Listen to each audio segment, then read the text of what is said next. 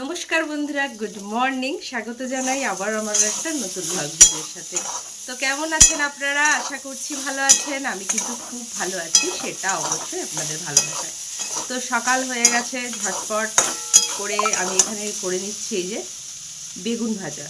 গাছের নরম নরম টাটকা বেগুন তো ভাজছি। খাবে ছেলেরা মুড়ি। ছেলেরা বলতে আমার একটাই ছেলে, ভাসুরেরও ছেলে আছে, তাই ছেলেরা বললাম তো মুড়ি খাবে। তো তার জন্য এখানে বেগুনকে ভেজেছি, কাঁচা পেঁয়াজ লঙ্কা দিয়ে মেখে দেবো, সাথে দেবো একটু চানাচুর। ওদের কিন্তু মুড়ি খাওয়া হয়ে যাবে। চলুন ওদেরকে আগে মুড়িটা দিয়ে আসি, তারপর আজকে আপনাদেরকে একটা খুব সুন্দর রান্নার আইটেম দেখাবো। তো তার জন্য ভিডিওটা কিন্তু দেখতে হবে। তো আগে চলুন মুড়িটা দিয়ে আসি, তারপর রান্নার জোগাড়।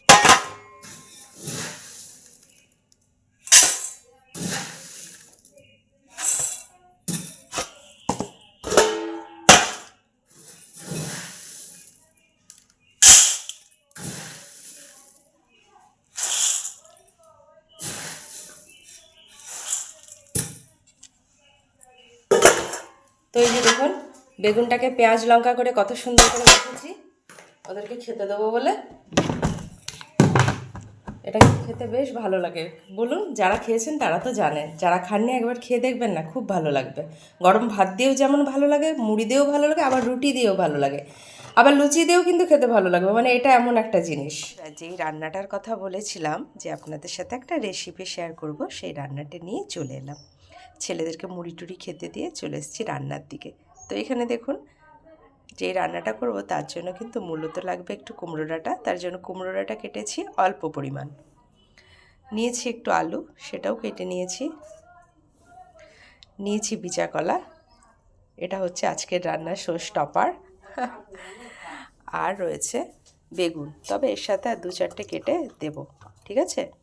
তো আজকে যে রান্নাটা হবে সেটা হচ্ছে পিচে কলা, কুমড়ো ডাঁটা, আলু দিয়ে একটা তরকারি। তো আমি কিভাবে তরকারিটা করি আপনাদের সাথে সেটাই শেয়ার করব। তার জন্য কিন্তু এখানে কড়াটা বেশ আমি গরম করতে দিয়ে দিয়েছি। তো আমি কড়াটা গরম করতে দিয়ে কিন্তু একটা মশলা রেডি করব, অবশ্যই ভাজা মশলা। তো চলুন কিভাবে মশলাটা রেডি করি সেটাই আপনাদের সাথে শেয়ার করে নিচ্ছি। তো এখানে কিন্তু গরম কড়াটা যখন হয়ে গেছে তখন তার মধ্যে কিন্তু আমি দিয়ে দিয়েছি, বলেছিলাম না ভাজা মশলায় যে তরকারিটা রান্না করব তার জন্য মশলা তো ভাজতে হবে। তো তার জন্য দিয়ে দিয়েছিলাম তিল, আর সাদা তিল অবশ্যই। তার মধ্যে দিয়েছিলাম জিরে, তার মধ্যে দিয়েছিলাম শুকনো লঙ্কা।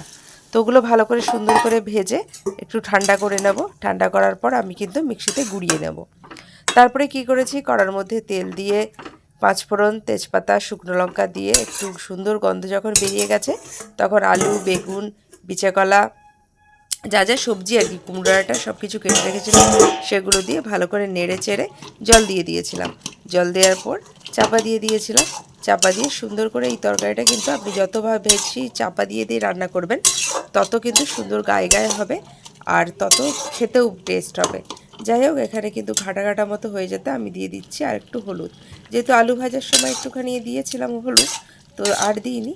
তো তারপরে দিয়ে দিয়েছিলাম একটু হলুদ দিয়ে আবার ভালো করে সুন্দর করে এখানে কিন্তু নেড়ে চেড়ে নিচ্ছি। তারপরে কি, এখানে যে মিক্সিতে ওই যে মশলাগুলো যে ভেজেছিলাম, শুকনো কলাই মশলা যে ভেজেছিলাম, সেই মশলা ভাজাটাই এখানে গুঁড়িয়ে কিন্তু দিয়ে দিলাম। এত সুন্দর গন্ধ বেরিয়েছিল না, কি বলবো। আপনারাও কিন্তু বাড়িতে অবশ্যই একবার এই রান্নাটা ট্রাই করবেন। বাটা মশলা থেকে ভেজে মশলার যে তরকারিটা এত টেস্ট হবে বিশ্বাস করুন, ভাবতে পারবেন না। তারপরে দিয়ে দিয়েছিলাম কিন্তু একটু চিনি। একটু মিষ্টি মিষ্টি না হলে কুমড়োটা কিন্তু ঠিক ভালো লাগে না। আমি কিন্তু এই যে ভাজা মশলাটা আমি কিন্তু এটা নিজেই করেছি আর কি, আইডিয়াটা বের করেছি। তো কেমন লাগলো জানাবেন। খাচ্ছি, নিজে রান্না করেছি বলে না, ভাজা মশলায় এই তরকারিটা একবার করে খেয়ে দেখবেন। আমি বলবো একবার করে খেয়ে দেখবেন, ভীষণ টেস্ট, ভীষণ টেস্ট। আর আরেকটা কথা, যদি কেউ ধরুন তেল কম, মানে তেল এখন তো একদমই তেল দিতে চান না, তেল যদি নাও দেন এই তরকারিটাও করা যায়। শুকনো খোলায় নেড়ে এই তরকারিটা করা যাবে, খেতে ভালো। তবে কি একদম গরম গরম খেতে হবে, তাহলে ভালো লাগবে। যাই হোক, আপনারা ভালো থাকবেন, সুস্থ থাকবেন। আর আমার চ্যানেলে যারা নতুন অবশ্যই ফলো দিয়ে দেবেন, সাবস্ক্রাইব করে দেবেন। আর আপনারা ভিডিওটা পারলে একটু শেয়ার করে দেবেন, যাতে সবাই আমার এই ভিডিওটা দেখতে পায়। আর আপনারা ভালো থাকবেন, সুস্থ থাকবেন। দেখা হবে আবার, তবে অন্য কোনো দিন, অন্যরকম, অন্য আবার আরেকটা ভিডিওর সাথে। ততক্ষণের জন্য টাটা।